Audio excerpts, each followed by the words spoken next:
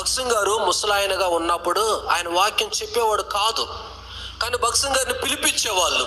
విజయవాడలో బెంజమిన్ గారు అని పెద్ద దైవ సేవకులు, ఆయన బైబిల్ పఠనం చేసేవాళ్ళు, బైబిల్ టీచర్, ఆయన బైబిల్ స్టడీలో అంత వాక్య ఉపదేశకుడు. భగత్ సింగ్ గారు వాక్యం చెప్పలేని దినాలలో తన కుమారుడు వివాహం కోసం భగత్ సింగ్ గారిని పిలిపించినాడు.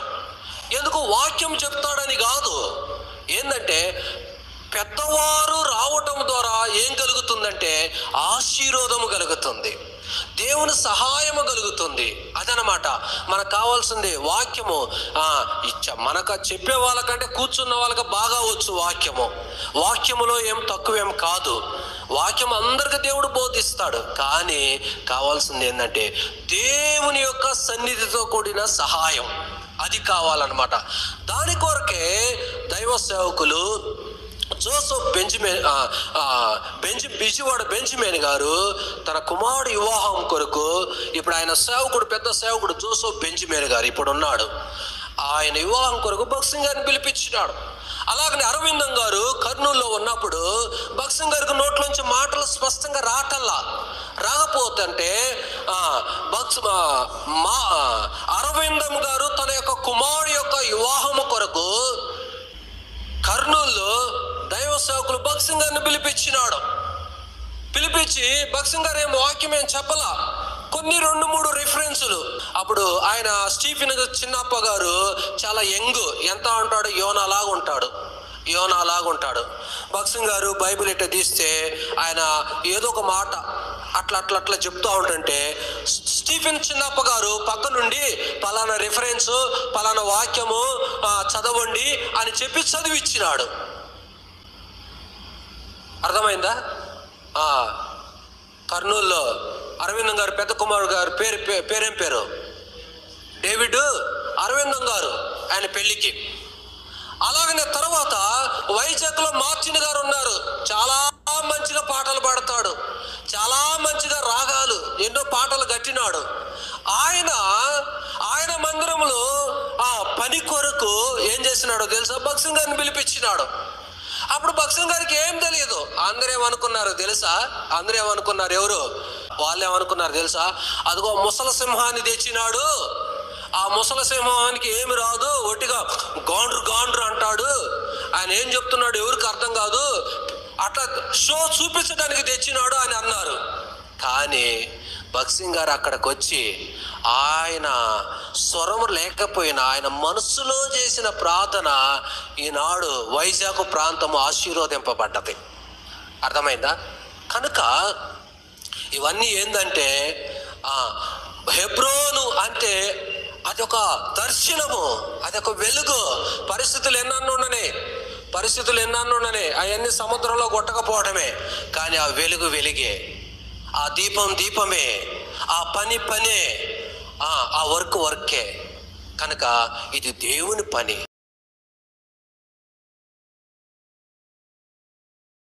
ఒక ఎగ్జాంపుల్ చెప్తాను.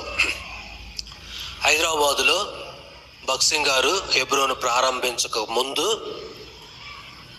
ఎక్కడ ప్రారంభించాలో వాళ్ళకి తెలియదు, ఎక్కడ స్టార్ట్ చేయాలో తెలియదు. మద్రాసు నుండి డైరెక్ట్గా సికింద్రాబాద్ రైల్వే స్టేషన్లో దిగి సువార్తలు చేసుకుంటూ నారాయణగూడకు వచ్చినారు. నారాయణగూడకు వచ్చి అక్కడ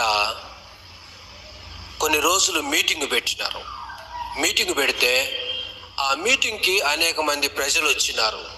వస్తే నారాయణగూడ బ్యాప్టిస్ట్ చర్చిలో పెట్టినారు. ఆ బ్యాప్టిస్ట్ చర్చి వాళ్ళు చూసి ఇదేంద్రో బాబు, మన దగ్గరకు వచ్చే జనం కూడా వాళ్ళలో కలిసిపోయేటట్టున్నారు అని వాళ్ళని అక్కడ ఖాళీ చేసి వెళ్ళమని చెప్పినారు. వెళ్ళమని చెప్తే వాళ్ళు అక్కడ ఖాళీ చేసి మళ్ళా సికింద్రాబాద్ ప్రాంతానికి వెళ్ళినారు. అక్కడ కొన్ని దినాలు పరిచర్య చేస్తూ వచ్చినారు. అక్కడ నుంచి మళ్ళా ముషీరాబాద్కు వచ్చినారు. అప్పుడు భగత్ సింగ్ గారు చెప్పినాడు, ముషీరాబాద్కు వచ్చేటప్పుడు ఏమని చెప్పినాడంటే, మనకు ఒక లీజ్కి లేకపోతే అద్దెకి ఏదైనా స్థలం దొరుకుతుందేమో, దయచేసి మీరు ప్రయత్నం చేయండి అని భగత్ సింగ్ గారు చెప్పినాడు. చెప్తే పరిశుద్ధులు విశ్వాసులు అన్ని స్థలాలను వెతుకుతూ వచ్చినారు. వెతుకుతూ వస్తే ఆర్టీసీ క్రాస్ రోడ్లో ఒకటి స్థలము అద్దెకి బాడుకకు దొరికింది. అది ఏలీము. అది ఒక తోట, ఆ తోట మధ్యలో చిన్న ఇల్లు ఉన్నది. అది అద్దెకి ఇస్తామని చెప్పినారు. అది అద్దెకు తీసుకొని దాంట్లో కొన్ని సంవత్సరాలు పరిచర్య జరిగింది. దాని తర్వాత హెబ్రోనుకు వచ్చినారు. హెబ్రోన్ నుండి హెర్మోన్ ఏర్పడుతూ వచ్చింది. కనుక ఇవన్నీ ఏంటంటే ప్రభువే మనలను నడిపించేవాడు, ప్రభువే తన కార్యాన్ని జరిగించేవాడు. మన శక్తి, మన సామర్థ్యత, మన బలము ద్వారా ఏది కూడా జరగదు. కనుక దేవుడు సహాయం చేస్తాడు. మరొక ఎగ్జాంపుల్ ఇట్లా చాలా జరిగినాయి.